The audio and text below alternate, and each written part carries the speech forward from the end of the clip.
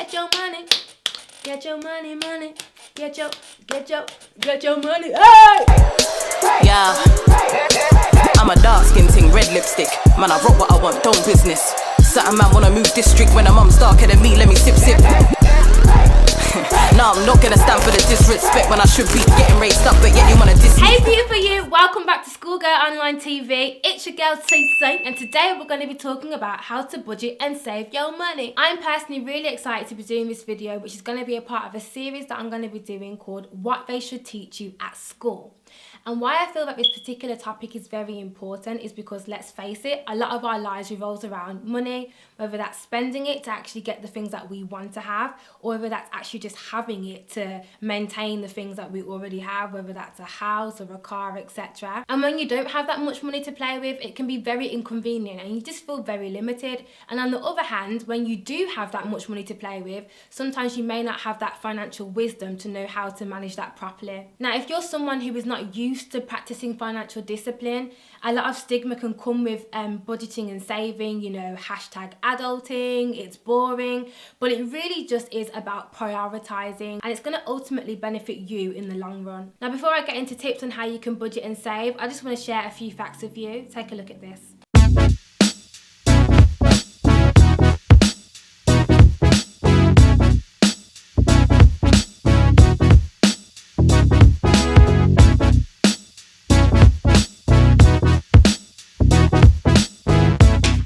Note, let's just hope that this video is one of many resources that helps to change this.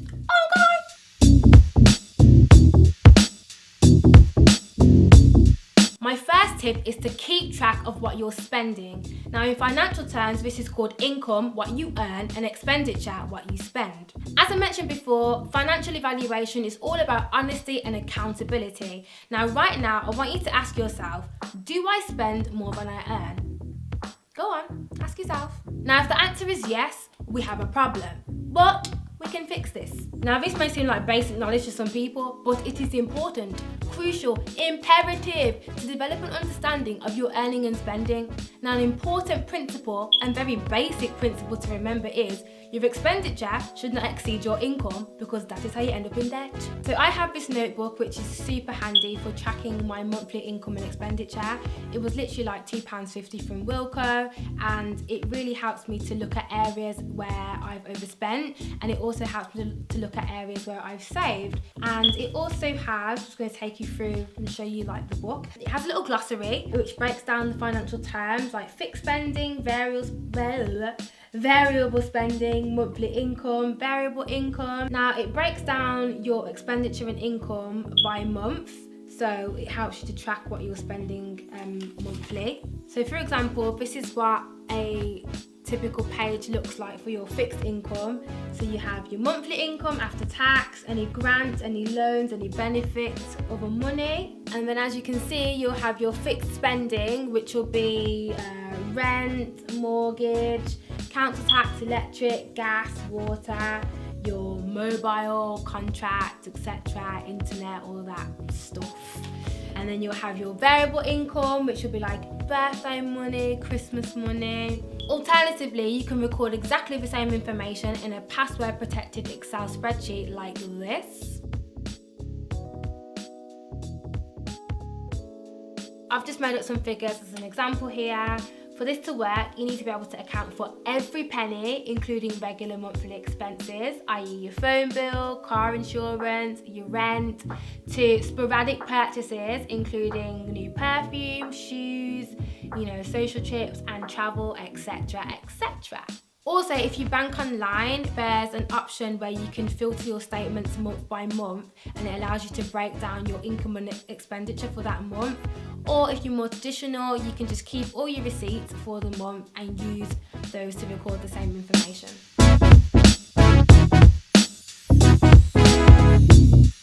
My second tip is to make a budget. Now, once you have an idea of what you spend in a month, you can now begin to organise your recorded expenses into a workable budget. When I first started writing down and recording my expenditure in the budget planner, I was able to see, actually, I'm spending way too much on food shopping every week.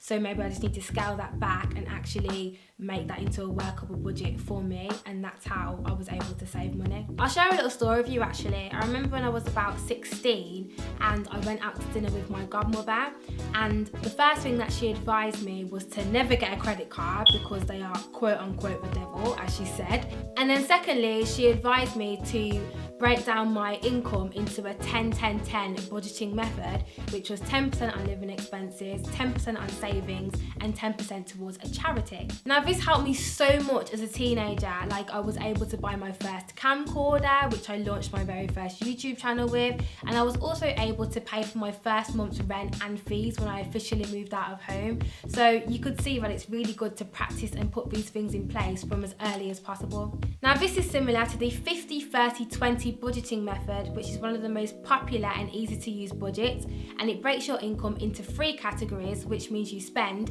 50% on living expenses, 30% on wants and lifestyle choices, and 20% towards debt payments and savings. So the pros of this budgeting method is that it's a good option for beginners to practice financial discipline and know exactly where your money is going. The second thing is that it allows you to budget money for fun. I'm a firm believer that you don't just work to exist, you also work to live and enjoy yourself. Otherwise, what is the point? But the goal is to properly manage your money while living a comfortable life. However, the cons are it's dependent on how much you earn, so it won't necessarily work for everybody, i.e. some people might not be able to save 20% of their income because it leaves them with little or no financial progress in paying off debts. So, you really have to prioritise in that situation. It can also encourage unnecessary spending. Just because you can afford to buy luxuries, it doesn't mean you need to. So when it says 30%, it doesn't mean that you literally have to spend that every month. And thirdly, it's not really a long-term saving method, so you'll need to adjust to your needs and wants over time. For example, if you leave home, if you start a family, if you want to take 4 holidays a year, it just all depends on your priorities in life. Another great tip is to look at any areas that you can cut back, which is very key to managing money. Now, if you're someone typically who buys lunch every day at work, could you save money by making lunch at home and bringing it in? Now, I am that person who likes to make my own lunch and bring it in because it saves me a lot of money.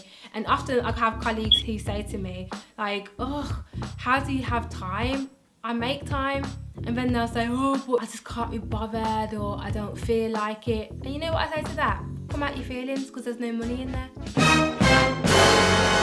Even down to travel, if you're someone who typically takes taxis everywhere, could you walk or cycle to more destinations? I will link a great video which tells you how you can save money every day in different areas of your life below. Short and long-term financial goals are things that you want to save money for. Short-term goals are typically between the 1 to 3 year period, and this can include a holiday, an emergency fund, or you may just want to eliminate and pay off your debt. Long-term goals are usually 4+ years, and they can include a house deposit, which, to be fair, I've done research and seen that people have actually saved up for that in 10 months. So if you're very money savvy, it can be done earlier than 4 years. And I would also say here that if you can afford to, it's always better to get on the property ladder than renting, because renting is just dead money, which is a whole other topic, so we shall not digress. And if you need help figuring out a savings time frame, you can Google savings calculator and work out a plan, but I'll also link one below. Tip is to prioritise. Now, once you've established your financial goals, you can then look at what's the best way to manage your money in terms of expenditure and saving.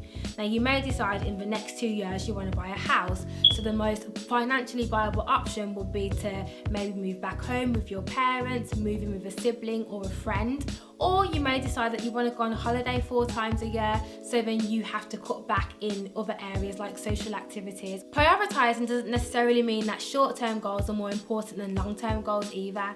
It's just about making a decision about what's important to you and adjusting your habits accordingly. On a side note, I would also recommend having an accountability partner and someone who can regularly check in with you on your financial goals and who you can be transparent and honest with. So that's it from me. I hope this video has been very informative for you. Please like, comment and subscribe if you haven't done so already, and feel free to share with someone who you feel this could really help. Stay blessed and keep it not your average, and happy saving!